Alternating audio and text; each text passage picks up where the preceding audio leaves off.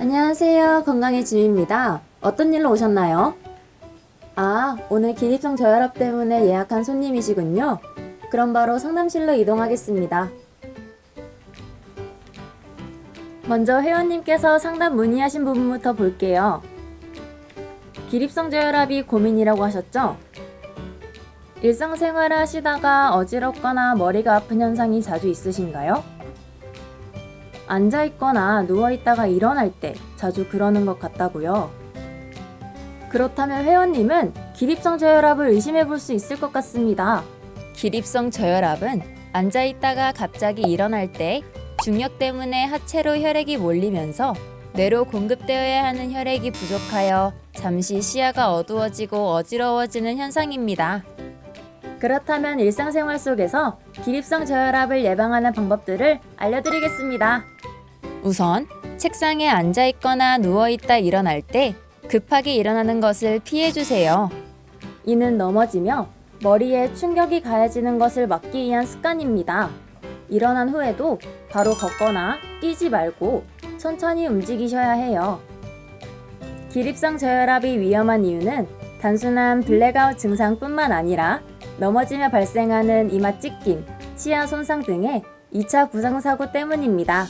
만약 일어났을 때 시야가 어두워지는 것을 느꼈다면 바로 땅에 손을 짚고 그 자리에 다시 앉아주세요.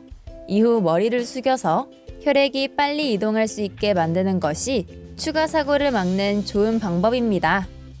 간혹 반신욕이 혈액순환에 좋다는 말을 듣고 욕조에서 반신욕을 자주 즐기시는 분들도 있는데요. 반신욕으로 하체 혈관이 팽창하게 되면 기립성 저혈압이 발생하기 쉽습니다.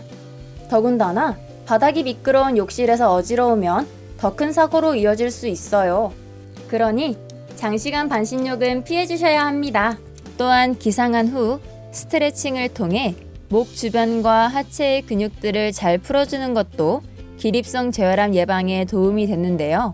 이 과정에서 혈액순환이 활발해지고 아침에 일어났을 때 발생할 수 있는 기립성 저혈압을 예방할 수 있습니다.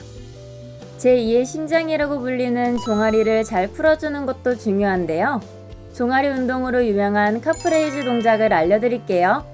먼저 바닥에 두꺼운 책을 내려놓고 그 위에 발 앞꿈치만 닿게 디딘 뒤 몸을 위아래로 움직여주시면 됩니다.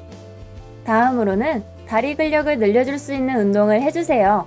스쿼트, 런지 등은 다리 힘을 키우고 다리로부터 혈액을 짜서 올리는 작용을 수월하게 해줍니다. 그리고 충분한 수면 시간을 갖는 것도 중요한데요. 몸이 피로하면 생리 기능이 제대로 작동하지 않아 기립성 저혈압이 더 자주 발생할 수 있습니다. 안전한 생활 습관을 익히셨다면 이제 기립성 저혈압에 도움을 줄 식습관을 알려드릴게요. 첫째, 체내 수분량을 충분히 유지하기 위해 하루에 수분을 2리터 이상 섭취하시는 것을 권장해드려요. 또한 기립성 저혈압이 발생하면 이후 증상이 호전되었을 때 즉시 500ml 정도의 물이나 이온 음료를 마셔야 해요. 탈수 상태가 되면 기립성 저혈압이 발생하기 쉽고 심하면 기절하는 경우도 있기 때문입니다. 두 번째, 탄수화물 양을 줄여보세요. 탄수화물은 소화가 빠르게 이루어져 소화할 때 혈류가 장기로 집중되고 혈압이 낮아지게 되어 기립성 저혈압이 자주 발생하는 원인이 됩니다. 따라서 탄수화물을 적게 섭취하기 위해 흰쌀밥을 현미밥으로 대체해보세요.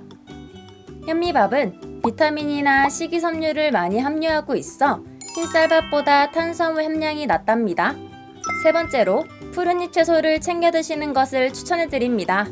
아스파라거스, 브로콜리 등과 같은 푸른 채소들은 엽산이 풍부하여 저혈압 예방에 도움을 줍니다. 나트륨이 몸에 안 좋다고 생각해 섭취를 극단적으로 줄이기도 하는데요. 하지만 무리한 저염식보다는 일반식 정도의 염분은 섭취해 주시는 게 좋습니다. 염분은 우리 몸에서 혈압을 높여주고 기본적인 생리 기능에 필요한 영양소이므로 일일 권장량은 꼭 섭취하셔야 합니다. 건강한 식단으로 적정량의 염분을 섭취해야 하는데요. 도움을 주는 음식으로는 올리브, 생선구이, 김치 등을 추천해드립니다. 마지막으로 가장 중요한 것은 증상이 심하다면 병원에 꼭 방문해 보셔야 합니다. 기립성 저혈압은 누구에게나 일시적으로 일어날 수 있지만 다른 질병의 전조 증상일 수도 있어요. 오늘 상담은 여기까지입니다. 회원님, 오늘 상담은 도움이 되셨나요? 말씀드린 내용을 꾸준히 실천하셔서 기립성 저혈압 고민 해결에 도움이 되시기를 바랍니다. 그럼 조심히 들어가세요.